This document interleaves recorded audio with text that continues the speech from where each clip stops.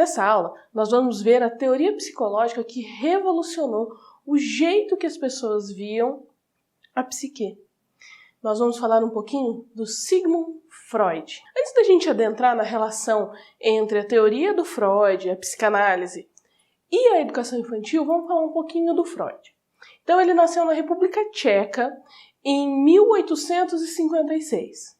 E ele veio a falecer em 1939. Ele teve câncer de boca. E você vai ficar atento, que depois a gente vai fazer um breve comentário sobre isso. Ele morreu de câncer de boca porque ele não conseguiu, ao longo da vida, superar 2 vícios que ele tinha. O de comer chocolate, e quem já viu uma foto dele, o de fumar charuto. São 2 características que ele teve ao longo da vida dele. Então ele teve formação médica e ele trabalhou muito a neurologia. A intenção dele era tratar os pacientes neuróticos.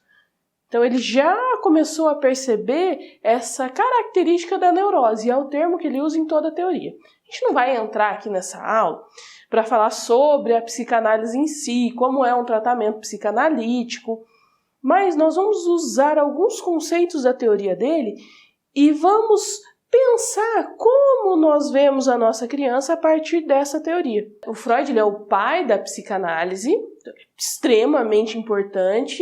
E ele, para elaborar grande parte da teoria dele, ele começou a fazer uma coisa que chama autoanálise. Se você já fez análise, já passou um tempo com um analista ou conhece alguém, você vai perceber que a grande intenção do psicanalista é fazer com que o paciente consiga produzir e gerar em si as conclusões sobre os traumas, a neurose, que o paciente admita que há neurose e comece a pensar o que ele vai fazer com ela. Que é bastante interessante, já que o próprio Freud assumiu que ele era um homem com muitas neuroses. E é por isso que ele desenvolveu essa teoria, porque ele em si começou a perceber isso nele. Não conseguiu superar o vício em charuto, tanto que ele morreu em decorrência ao vício. Sofreu muito com isso, depois se você quiser pesquisar alguma coisa você vai ver. E ele começou a pensar como é que funcionava a psique humana, como é que funciona isso dentro da nossa cabeça, como é que funciona? Bom, vocês vão ver que ele falou do id, do ego e do superego. Você não vai abrir um cérebro, se você pesquisar na internet um cérebro, em que parte do cérebro está o id, onde está o ego, onde está o superego. Não vai ter uma parte do cérebro em que esses componentes vão estar, mas eles são a maneira como a psique reage. Então, existe o id, então a criança nasce com o id, você nasceu com o id, e o id vai representar toda a energia psíquica. Então, ela é inconsciente, está lá num ponto que você, eu e qualquer um de nós não vai conseguir tocar. Ela simplesmente existe, faz parte daquilo que vai fazer você agir, vai ser a punção, uma das punções que vai estar em você, mas você não consegue interagir diretamente com o seu id. É uma força, uma energia que vai estar lá, mas ele vai estar num aspecto, num ponto em que a razão não vai dar conta de alcançar. E vai tratar muito das ações instintivas do sujeito.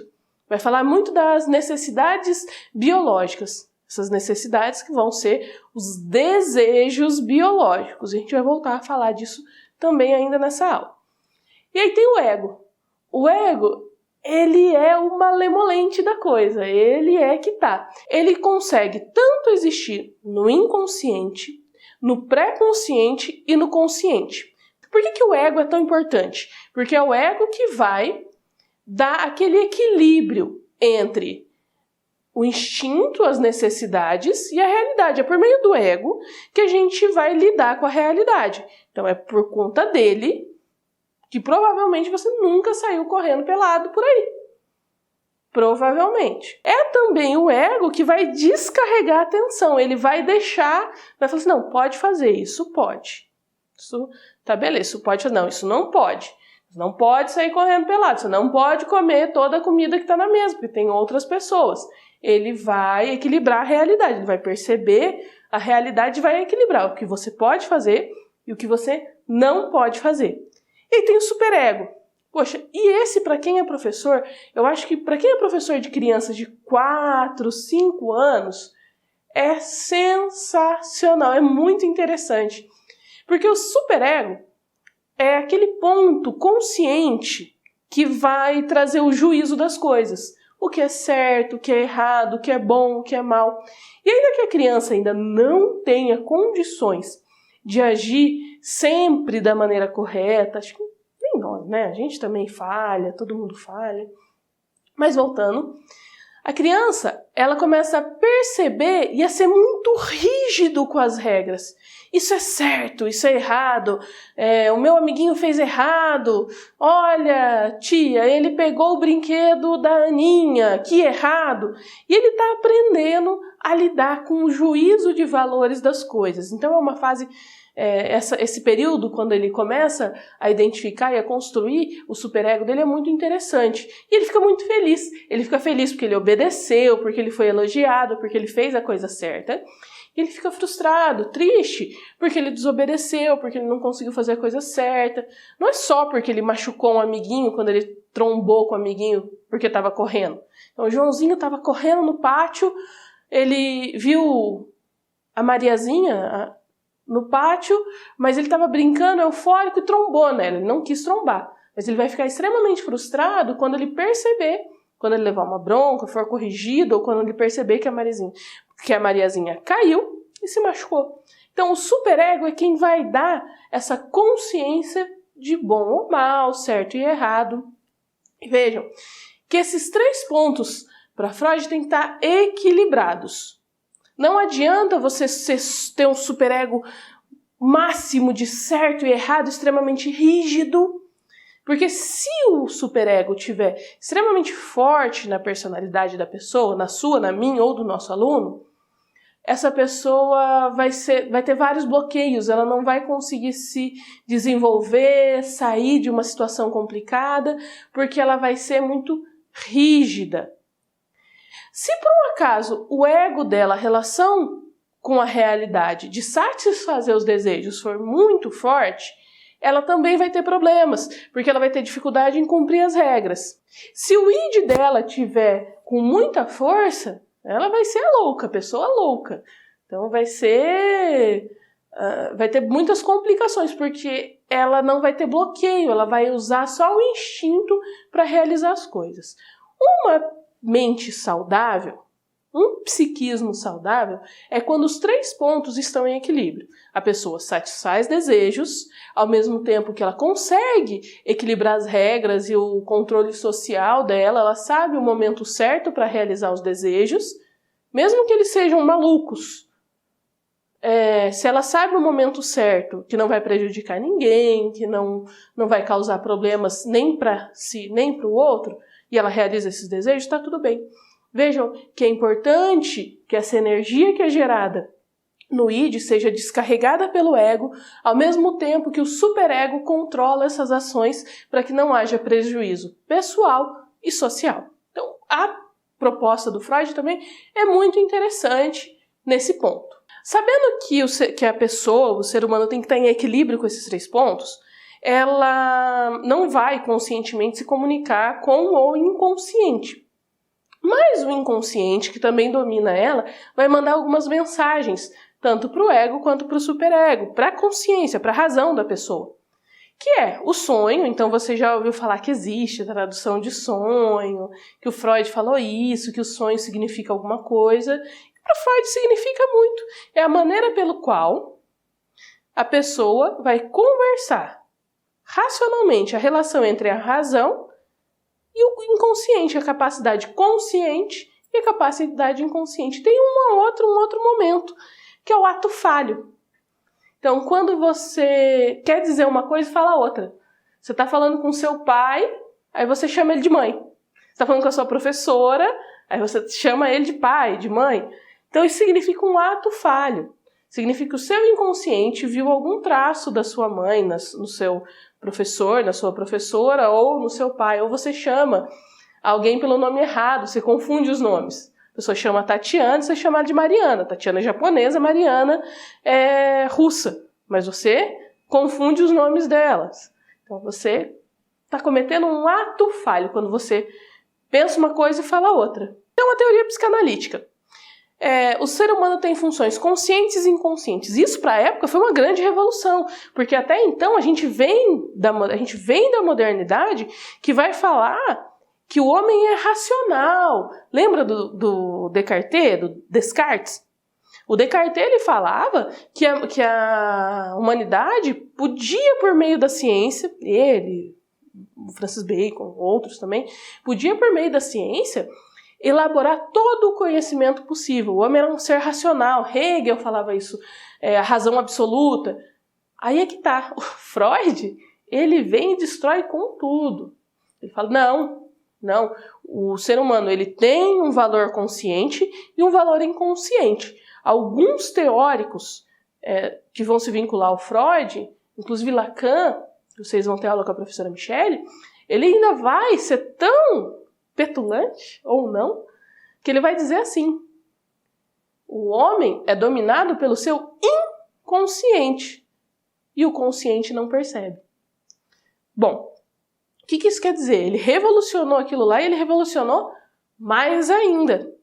O homem tem controle parcial de si e é uma luta entre a razão, o consciente, a capacidade consciente dele e os impulsos inconscientes, os desejos do id e os desejos biológicos. Então, a necessidade de tomar água, a necessidade sexual, tudo isso vão estar em pleno funcionamento e lutando entre si, porque o nosso consciente, o nosso superego, em especial, não deixa a gente sair fazendo qualquer coisa. Nosso ego, o nosso superego não deixa a gente ir dando a louca no mundo.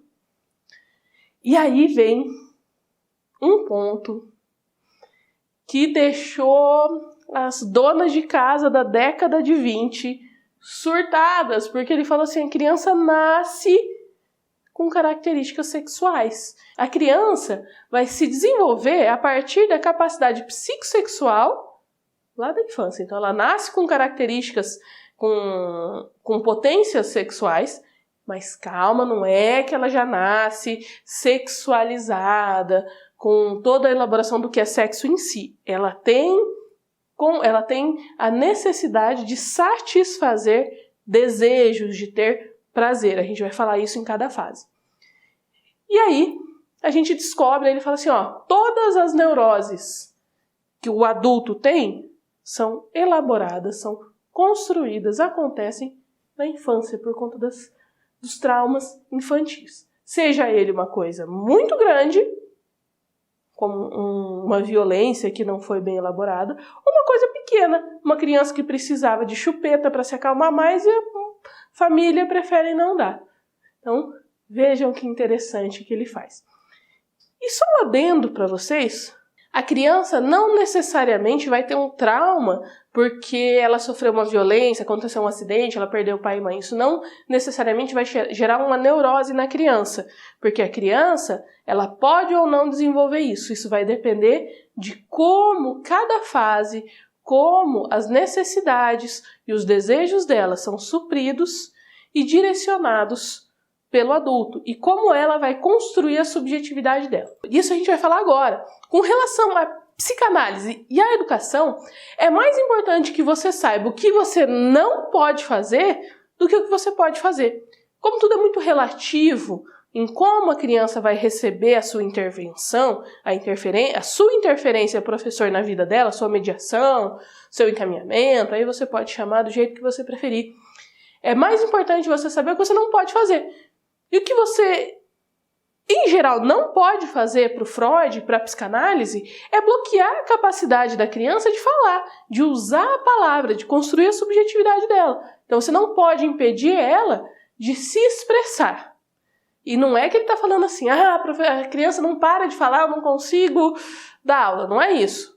Mas é você permitir que ela tenha momentos que ela fale. Se você perceber que mesmo no meio da sua explicação ela está angustiada e tem a necessidade de falar, de se expressar, você permite isso. As crianças maiores por meio da palavra, da linguagem falada, as crianças menores por meio de como elas percebem o mundo das necessidades. Se ela precisa chorar, ela tem que chorar, tem que ser acalentada, tem que receber aquilo que vai fazer ela parar de chorar, aquilo que ela tem a necessidade, porque lembrando que o bebê, para a psicanálise, ela não desenvolveu totalmente o ego, ela está construindo o ego e ainda não construiu o superego, então ela não sabe o que é certo e errado.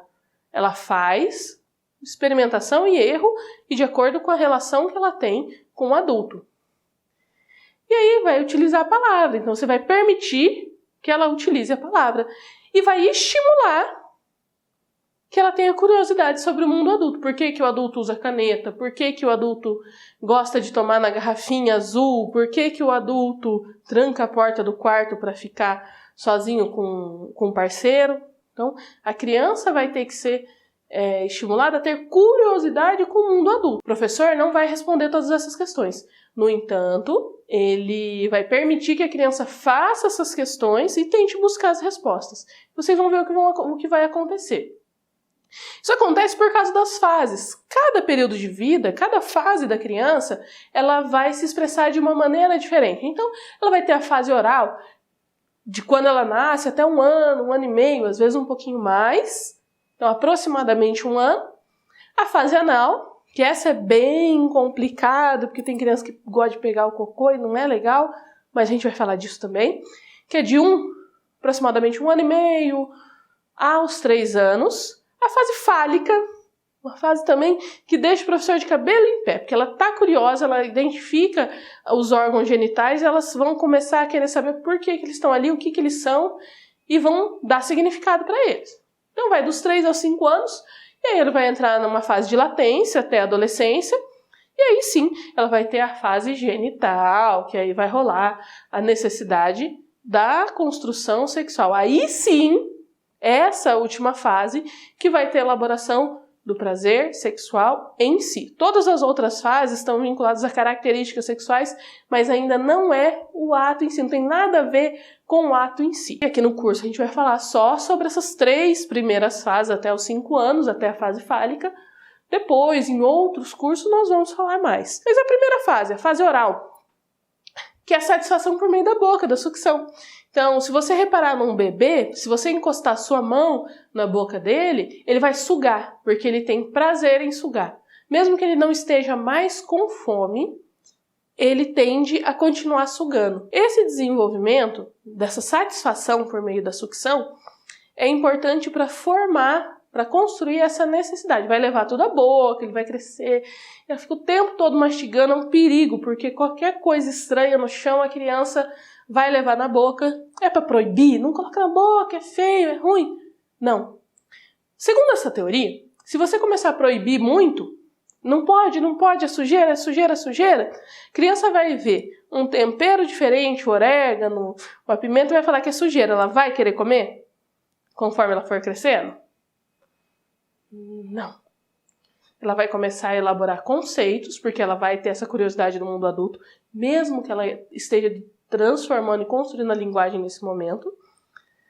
Ela vai criar esse conceito e vai ser uma coisa estranha e vai bloquear isso. Então é importante que a criança tenha instrumentos para satisfazer essa fase oral. Muita gente vai ficar bravo comigo, mas não sou eu. A teoria fala que é importante satisfazer a necessidade de sucção, a necessidade de morder, de levar as coisas na boca. Como? Durante esse primeiro ano de vida e só durante essa fase, depois você já tira, porque ela não vai precisar mais disso. Uso da chupeta. Pode ser ruim? Para outras coisas, pode. Então, o pai e a mãe têm que avaliar bem se vão topar. O mordedor. Coisas que elas podem levar à boca. Permitir que a criança leve as coisas à boca. Então, dar condições que ela tenha frutas, alimentos ou objetos que ela possa levar à boca. Isso vai diminuir essa tensão, essa necessidade de sucção e vai deixar a criança mais calma e vai evitar alguns traumas aí nesse período. E é importante que a criança tenha contato com outros bebês para ela aprender a socializar, para conviver com crianças da mesma faixa etária, com a mesma fase. E de outras fases também. É importante que a criança socialize também, porque ela vai viver no mundo social e vai desenvolver o ego e o superego. Então ela já precisa começar a conviver socialmente. E ela tem que ter contato físico, visual e afetivo com os pais. É o banho, é o toque, é o carinho mesmo que a criança vai à escola. O que é a nossa intenção é que você seja o professor dessa criança nessa fase. É importante que os pais sempre deem esse carinho afetivo. E os professores também. A gente coloca os pais porque são eles que vão acompanhar essa criança para sempre. Mas você, professor, vai ter que ter, nesse período, acompanhar visualmente essa criança, fisicamente essa criança e afetivamente essa criança. Pegar no colo, sorrir, trocar com carinho, falar com carinho com essa criança e com firmeza para ela também aprender. E firmeza não significa irritação, braveza ou arrogância. Significa sim, não, vamos ou não vamos. E amor. Sorrir, que ela já entenda isso. Isso é a característica que a criança na fase oral precisa. E aí vem a fase anal, que aí é uma fase complicada. Muito complicada, porque a criança, ela aprendeu o controle do esfíncter e ela já vai sentir o prazer de fazer ou não cocô. E ela tem outra característica. Olha, ela já sabe fazer cocô, já sabe que dá para segurar, que não dá para segurar. Mesmo que ela ainda faça na fralda, ela já consegue ter um controle parcial. No começo da fase, no final da fase já é completo. O início da capacidade de pensar. E aí vem o uso das mãos. Vamos associar essas três fases. Controle do esfíncter, capacidade de pensar, manuseio das mãos. O que essa criança tende a fazer nessa fase com o cocô? Que o professor adora, a mãe adora que a criança faça. Ela pega o cocô na mão. Olha, quem já viu isso na escola, na creche, em casa com o filho? Porque ela quer manusear alguma coisa. E, poxa, eu faço um negócio tão legal. Aí é complicado, porque nesse ponto o professor não pode impedir que a criança manuseie as coisas. O que ele tem que ensinar é que existem coisas apropriadas para o manuseio. Ao invés dela manusear o cocô, pode manusear a massa de modelar, a argila, ela vai ter outras opções, ainda que ela prefira o cocô. Mas o professor, ele não pode falar, ai, que horror, que fedor, que nojo. Mesmo que você sinta isso ao ver essa cena, não tem como descrever, eu já passei por isso na sala de aula. Mas mesmo que você veja e sinta todo esse asco, você não vai fazer com que a criança pense que aquele cocô que sai dela, que dá prazer porque ela agora consegue controlar, é uma coisa asquerosa, horrível, péssima, que horror. Não, você vai trabalhar o ato de fazer cocô como uma coisa normal. Nossa, você fez cocô, mas cocô não pode pegar na mão. Você vai olhar para a criança e vai falar, cocô não pode pegar na mão. Lembra que ela já começou a pensar? Tanto que ela associou a capacidade de fazer cocô e pegar o cocô. Você vai fazer com que ela pegue outros materiais. Então, essa fase de 1 para 2 anos, a fase educativa, é também atenção físico, afetiva, visual. Mas agora você vai transformar o pensamento da criança numa ação coerente. Você vai dar massa de modelar para ela, alimentos, melecas que elas possam passar na mão, que elas consigam associar no corpo, que elas também vão elaborar o corpo delas. Então, a parte educativa da educação infantil nessa fase por Freud é importante que a criança faça cocô, mas não pegue com a mão, não é não é o uso do cocô isso. Ela vai pegar na mão massa de modelar, às vezes da mesma cor, até um cocôzinho de mentira. É estranho, né, você parar para pensar que a gente tem que lidar com essas coisas.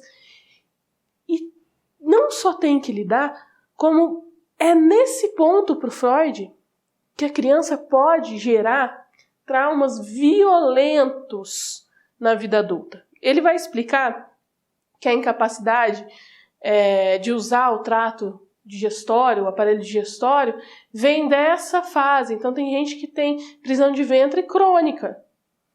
E ninguém sabe por quê. Porque nessa fase foi ensinado para a criança, ela incutiu o inconsciente dela, aprendeu o que é errado. Então vejam que a educação infantil para o Freud provavelmente é a fase educativa mais importante. É fundamental para nós professores, para você professor, perceber que dentro dessa teoria, a nossa área de abrangência é fundamental. Para um leigo, essas questões podem parecer bobas, insignificantes. Mas para você, professor, que já entende de desenvolvimento e de como se dá o pensamento da criança, inclusive na psicanálise, vai olhar para essa sua criança e vai ver como é importante que nesse período da fase anal ela reconheça a importância de liberar, controlar e ir ao banheiro. Porque lá na fase adulta isso pode se transformar em traumas severos. Então o que você vai fazer nesse momento? O que é educativo para isso? Primeiro, permitir toda a linguagem da criança que se desenvolva, conversar muito com ela, ouvir muito e perceber muito os gestos dela, porque é assim que ela está se expressando. E permitir que ela tenha materiais para ela manusear, construir, apertar e elaborar o pensamento dela. Então, você é fundamental no desenvolvimento da psique infantil. Terceira fase. Meu Deus, essa fase eu sofri. E se você já teve uma turma entre 4, 5, de 3 a 5 anos, que é mais forte ainda, porque ela não só reconhece o próprio corpo, se ela tem ou não tem pênis, ela também reconhece o outro. Ela sabe que o outro tem ou não tem. Ela sabe o que define a mulher e o que define o homem. Só para vocês saberem, uma vez eu entrei na sala, uma criança, uma menininha loirinha, bonitinha, uma gracinha, terrível, arteira. Eu fui seguindo ela, pegou na mão do amiguinho, menino, levou pro banheiro e falou assim: tira a sua calça que eu quero ver o seu pipi.